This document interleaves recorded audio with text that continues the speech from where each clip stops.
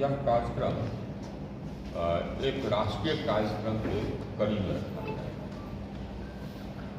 हम लोग की सरकार, मोदी जी की सरकार के 9 वर्ष, ये समय है कि हम लोग आकलन करें कि हम लोगों ने क्या किया, क्या काम हुआ, क्या काम बाकी रहा। और यही निर्देश मोदी जी ने हम लोग को दिया कि हम लोग जनता के बीच में जाएं, इस पर चर्चा करें कि 9 वर्षों में हम लोगों ने क्या किया और जनता से भी और यह भी बतावें कि हम लोग की आकांक्षाएं क्या हैं, हम लोग के सपने। इन 9 वर्षों में संतोष है कुछ बातों का। आइए प्रणाम कुर्सी। अवधेश बाबू आए हैं। ये बहुत संतोष है हम लोगों को कि हम लोगों ने धारा 370 को समाप्त कर दिया। पूरे देश की एकता को हम लोगों ने सुदृढ़ किया।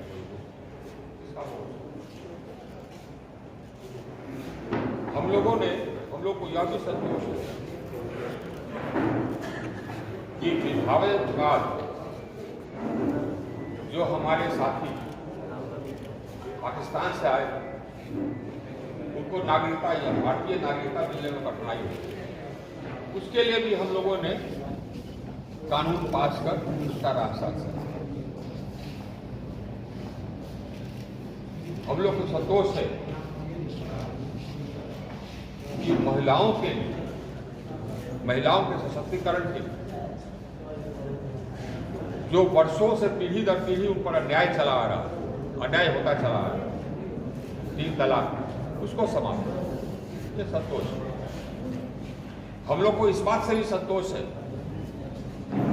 कि मंदिर को लेकर के, राम मंदिर को लेकर के जो झमेला चल रहा था उसका हम लोगों ने समाधान कर लिया और भव्य राम मंदिर बन गया।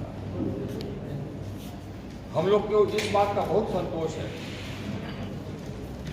कि 2 साल कोरोना के व्यवधान के बावजूद आज हम दुनिया में जिस तेजी से हमारा विकास हो रहा है, वो दुनिया में सबसे अधिक तेजी से विकास हो।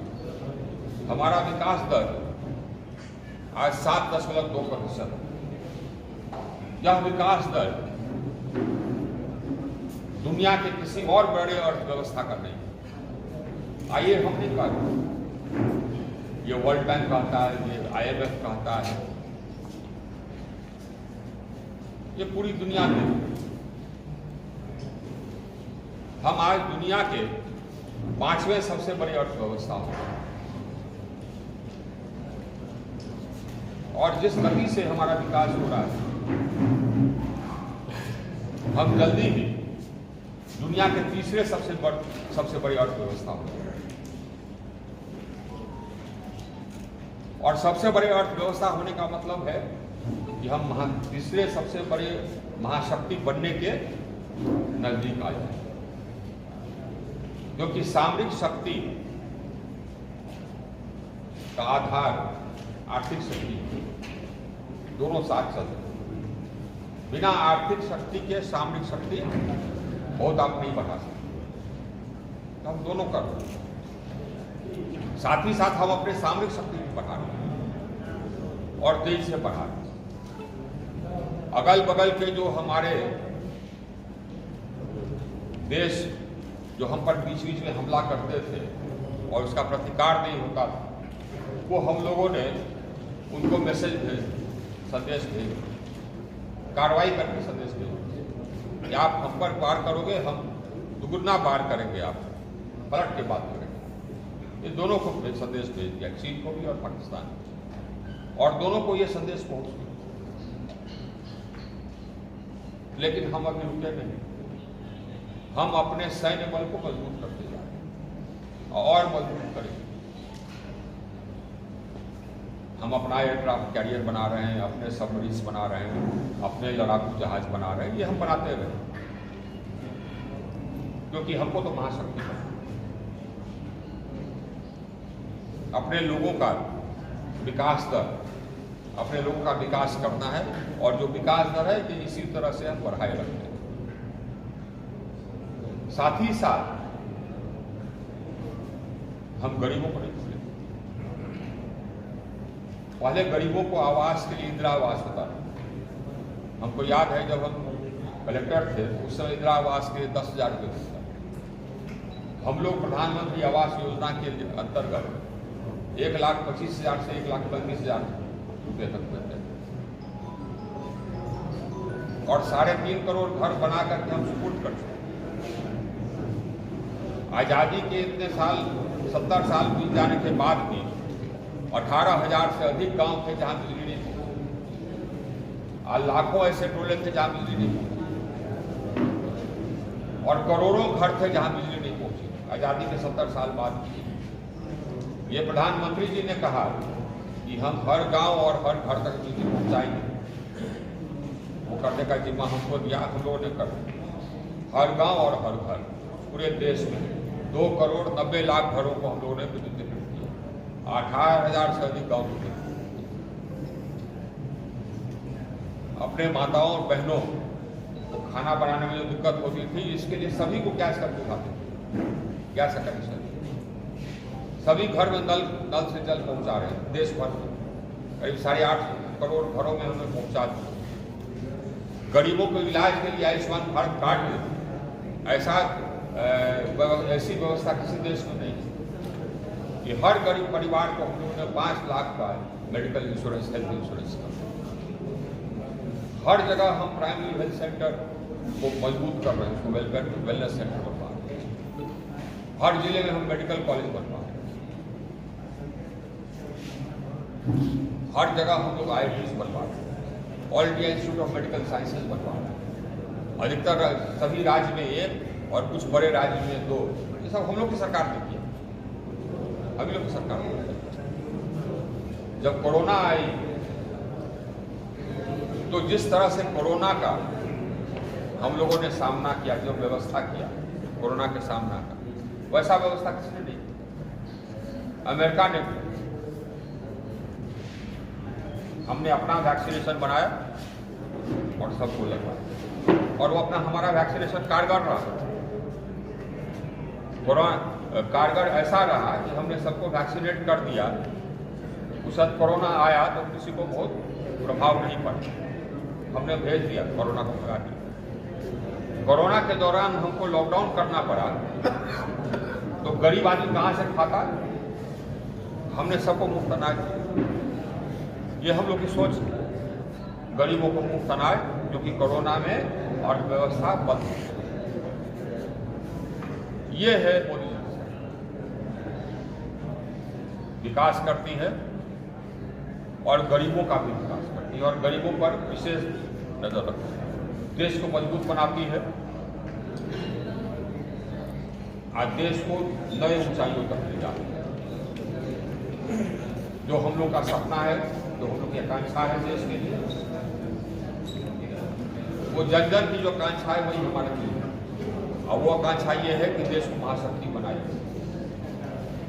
और हम उस रास्ते पर निकल पड़े हैं, उस रास्ते पर अग्रसर हो गए हैं, और काफी आगे बढ़ गए हैं, और हमारा देश महाशक्ति बनेगा।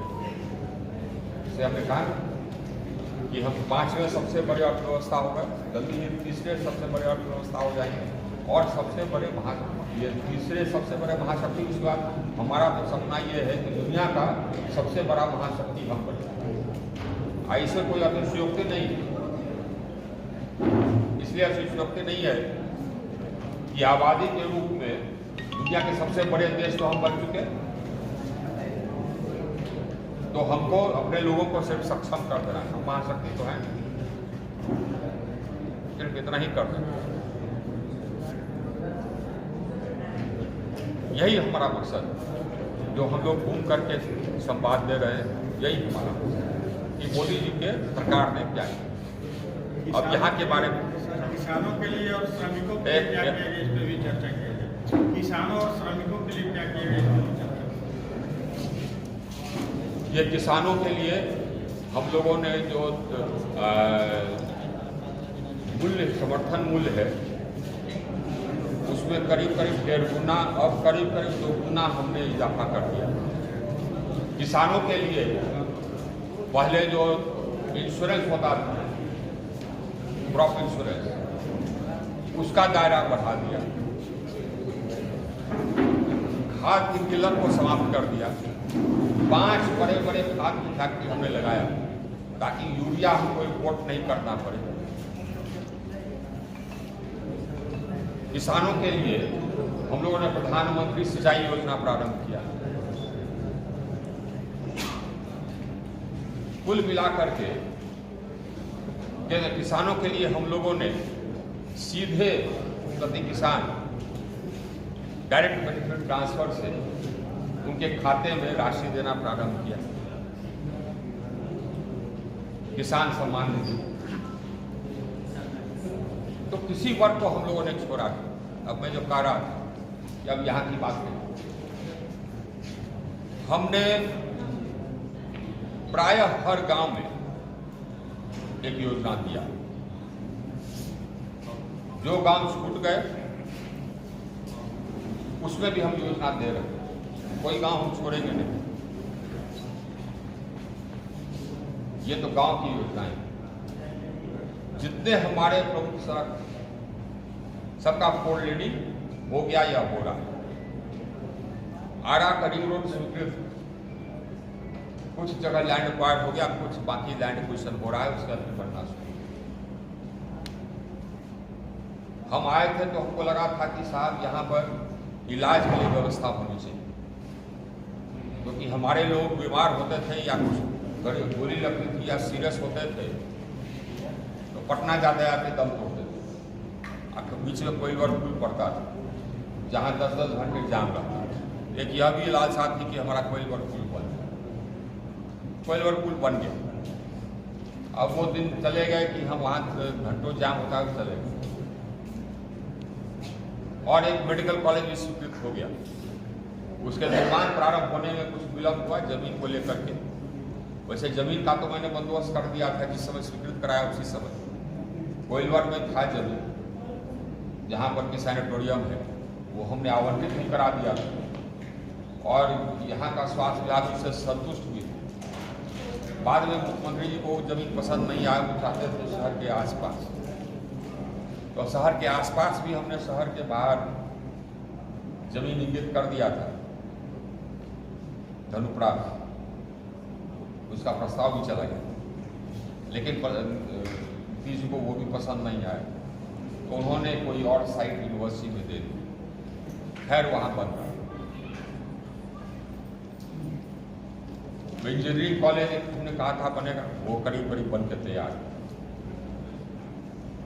हमको एक ट्रेन चाहिए था जो कि हमारे लोग पटना जाके काम करते हैं, तो एक ट्रेन चाहिए था जो कि सवेरे जाती और शाम को लौटती। वो ट्रेन हमें दी। तो आरा सासाराम के बीच में और ट्रेन चाहिए था तो हमने एक और ट्रेन। हमको स्टेशन बड़ा बनाना था तो बहुत बड़ा हो गया है, लेकिन अभी ये अंतिम स्वरूप नहीं है इसका। इसका अंतिम स्वरूप होगा, इस पर करीब करीब 600-700 करोड़ और खर्च होगा। यहाँ का स्टेशन, आरा का स्टेशन बिहार के आधुनिकतम स्टेशन में से एक होगा। यहाँ से गाड़ी हमको प्रारंभ करना था, झारखंड के लिए हमने कर दी। अब एक और गाड़ी, जैसे ही हमारा ये मेंटेनेंस का यार्ड तैयार हो जाता है, तैयारी के नज़दीक है, तो एक और गाड़ी हम प्रारंभ करेंगे जो कि यहाँ से धनबाद जाए। ट्रेन का हो, रोड का हो, बड़ी बड़ी योजनाएं। जहाँ पर फुलवाड़ी पुल पर जाम लगा था, ओवरब्रिज हमने बनवा दिया। रमना मैदान का हम जीर्णोद्धार करवा रहे हैं। जो नहर है, जितना कचरा हो गया था उसका हम जीर्णोद्धार करवा रहे हैं। सांस्कृतिक भवन का जीर्णोद्धार, ये कचरा हो गया था उसका हम जीर्णोद्धार करा।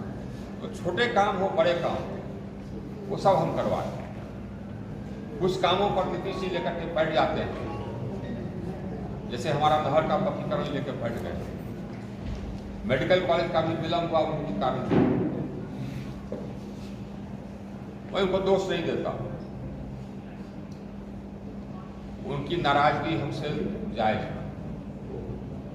क्योंकि मैं रिटायर किया था उसके पहले ही वो हमसे कह चुके थे कि हम उनके साथ आ जाएं। जबकि हमने कहा कि हम पॉलिटिक्स वर्क करेंगे, तो उन्होंने कहा कि हमारी पार्टी ज्वाइन करेंगे। अब बहुत दबाव दिए थे तो हमने हाँ भी कह दिया। फिर बाद में लोग हमको समझाए कि साहब ये राज्य स्तर की पार्टी है, आप नेशनल बीजेपी में हमारे कुछ मित्र थे, वो समझाए कि राष्ट्रीय पार्टी ज्वाइन कीजिए। तो हम कहाँ कहे हुए हम को ब्रेन वॉश करके लोग इधर ले आए, उनकी नाराजगी जायज़ ये लेकिन उस नाराजगी के कारण हमारी योजनाएं अटक जाती, इसमें कहीं कोई शक नहीं। चलिए सर, यही जिंदगी, जहाँ कहीं कहीं तो आपको ऑपोजिशन फेस करना पड़ेगा, करें, उसी में विकास होता है। तो विकास ये की कड़ी हमारी जारी रहेगी। अब फिर से हम गांव का भ्रमण शुरू कर रहे हैं। जो गांव बच गए वहाँ भी हम योजना देते हैं। योजना हम देते हैं गांव वालों से पूछ कर, ताकि हमको संतोष हो कि जो योजना दे रहे हैं पूरे गांव के लिए, किसी एक व्यक्ति के लिए, तो हम गांव वालों से पूछ करते हैं। तो फिर से हमारा कड़ी चालू होगा। और कोई बड़ा योजना आपके दिमाग में हो तो हमको बताइए दीजिए। वैसे जब कभी भी नीतीश जी का गुस्सा शांत होगा या सरकार बदलेगी तो हमारा नहर का पक्कीकरण का योजना तैयार। हमने वहाँ पर एशियन डेवलपमेंट बैंक से भी बात कर लिया था, वो भी तैयार थे फंडिंग करने के लिए। और भारत सरकार का जो सिंचाई विभाग है, जल संसाधन मंत्रालय कहते हैं, उनके मंत्री से भी बात कर लिया था। वो बोले थे कि 40% हम दे देंगे। देखिए कभी न कभी वो भी होगा। मोटा मोटी हम लोग की सरकार ने जो काम किया है इस देश के लिए वो अभूतपूर्व, और इसीलिए हमको कोई शक नहीं कि साहब फिर तीसरी बार नरेंद्र मोदी की सरकार बनेगी। 16,000 करोड़ दे चुके, उसके बाद फिर हम 9,000 करोड़ दे रहे हैं। उसमें से एक काम हमने कहा है कि पूरे प्रदेश में, पूरे देश में हमने कहा कि हर एक किसान का जो पंप है वो विद्युतीकृत हो जाना चाहिए। बिहार में भी उसका पैसा हम दें। और बिहार में हमने कहा है कि हमारे जिला में जरा जल्दी से कर दें। तो उन्होंने वादा किया था कि हाँ साहब, तो हम मई जून 24 तक कर देंगे। हमने कहा कि नहीं साहब, और पहले कर दो। तो बोले कि 31 मार्च 2024 तक आपके हर खेत तक हम बिजली पहुंचा देंगे। हमने कहा कि कोशिश करो कि दिसंबर तक हो जाए। तो आप लोग इत्मीनान रहिए, ये हर खेत तक बिजली पहुंचे। एक चीज और हमारा आपके सांसद ने क्या किया? आपके इस सांसद ने बिजली का स्वरूप देश में बदल दिया, पूरे देश में।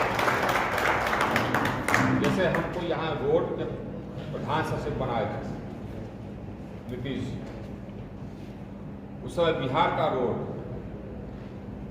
देश का सबसे खराब रोड। 3.5 साल के बाद हम छोड़े तो बिहार का रोड देश के अच्छे सड़कों में गिना जाता है। यहाँ पर 50 करोड़ का काम नहीं होता, हम छोड़े तो 3,500 करोड़ का काम।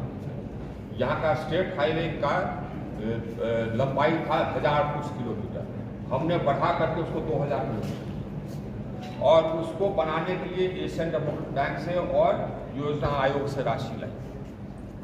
और हर एक स्टेट हाईवे को हमने 2 लेन कर दिया। जितने मेजर डिस्ट्रिक्ट रोड्स हैं पहले सिंगल लेन, सबको हमने इंटरमीडिएट लेन कर दिया। किसी इंजीनियर का हिम्मत नहीं था कि ठेकेदार से कमीशन मांगे। शुरू में ही कुछ जांच करके हम लोगों ने इंजीनियर को और ठेकेदार को भीतर कर दिया। कोई इंजीनियर का हिम्मत नहीं था कि ट्रांसफर हो जाए तो पैरवी करे रुकवाने के। हमने कह दिया था कि भैया तुम उत्तर में हो जाओगे दक्षिण, पूर्व में हो जाओगे पश्चिम, और वर्क में हो जाओगे नॉन वर्क में, नॉन वर्क में हो तो वर्क में आओगे। अब पैरवी हुआ, मंत्री से बदलाव हुआ तो हम समझ जाएंगे कि तुम पैसा दिए हो, तुम्हारा रोड आके नाप देंगे और तुम चले जाओगे जेल। तो हम मंत्री जी का हुक्का पानी बंद हो, ट्रांसफर कोर्स रोड बदल दिए। उसी तरह से हमने बिजली दिया, देश का बदल दिया। 2015 में बिजली का शॉर्टेज होता था करीब 4-4.5%, आज वो घट करके 0.2% पर आ गया। हमने 1,84,000 मेगावाट विद्युत उत्पादन क्षमता जोड़ा है, 1,84,000, और पूरे देश को एक ग्रिड से बांध दिया। 1,79,000 1,80,000 सर्किट किलोमीटर ग्रिड हमने बनवाया। अब देश के एक कोने से दूसरे कोने तक 1,12,000 मेगावाट भेज सकते हैं। अब किसी भी प्रांत में बिजली की कमी हो, यह स्थिति नहीं हो सकती। जो वितरण व्यवस्था है उसको सुदृढ़ करने के लिए हमने 2,01,000 करोड़ का योजना स्वीकृत किया, जिसमें से बिहार को हम करीब 16-17 करोड़ दिए और करीब 2,900 नया सब स्टेशन बनवाए, करीब 3,900-4,000 सब स्टेशन का उत्क्रमण करवाए, 8.5 lakh kilometre ST line LT line लगवाए। इसी कारण अब पहले जो कि ग्रामीण क्षेत्र में औसत राज्य देश भर में बिजली रहती थी 12 घंटे, आज है 22.5 घंटे ग्रामीण क्षेत्र में। आज शहरी क्षेत्र में 23.5 घंटे। रिन्यूएबल एनर्जी में जितना था उसका करीब 5 गुना हमने कर दिया। तो बिजली की व्यवस्था हर एक गांव, हर एक घर को विद्युतीकृत कर दी। जो लॉस था डिस्ट्रीब्यूशन कंपनियों का, वो 22% से घटा करके 16.5% कर दिया। तो पूरा आयाम बदल बिजली का। ये तो हमारा मोदी जी ने हमको काम दिया उसका। सर कुछ कहें? सर बिजली बिल को लेकर जनता बहुत परेशान है। ये मालूम, ये शिकायत हमको पहले भी मिली। हुआ क्या कि जो बिजली विभाग है विभिन्न राज्यों का, उसमें मीटर रिटायर करते चले गए, बहाली नहीं थी। अब बिजली विभाग लोग क्या करते हैं, ठेकेदार को देते हैं। तो ठेकेदार मीटर रीडिंग का काम है, मीटर रीडिंग करवाना और बिल बनवाना। और ठेकेदार सब क्या करता है कि टेबले पर बैठ के मीटर रीडिंग करता है, या करता भी है तो एकदम इन्फ्लेटेड कर देता है और बिल बना देता है। तो हमने कहा कि भैया जहाँ जहाँ ये शिकायत मिले, सभी से बिहार में से, वहाँ पर आप कैंप करके इसका समाधान करो। नंबर 1 और नंबर 2, ऑटोमेटिक तुम मीटर लगाओ डिजिटल, ताकि प्रीपेड हो, ताकि देख ले कि हाँ साहब सब हमारा बिल इतना हुआ, अपने रिचार्ज कर दें। तब तक बीच में कोई मीटर और कोई नहीं रहेगा। और अगर नहीं पेमेंट किया तो कट जाएगा अपने आप। ये व्यवस्था हमने पूरे देश में वैसे डिस्कॉम के लिए कर दिया है। अब कोई भी डिस्ट्रीब्यूशन कंपनी जनरेटर को भुगतान नहीं करता है तो डिस्ट्रीब्यूशन कंपनी का बिजली अपने आप कट जाता है। वैसे ही अब उपभोक्ता का भी मीटर हो जाएगा प्रीपेड। और उसमें आप अपने से चार्ज कीजिए, हर हफ्ता चार्ज कीजिए, 2 दिन पर चार्ज कीजिए, महीना में एक बार करिए। जैसे ही पैसा खत्म होने कम होने लगेगा तो आपको अलार्म आ जाएगा मोबाइल में, ये रिचार्ज कीजिए, रिचार्ज कर नहीं रिचार्ज कीजिएगा तो आप फिर रिचार्ज कर दीजिएगा, फिर आइए। बोलिए भारत माता की जय, भारत माता की जय।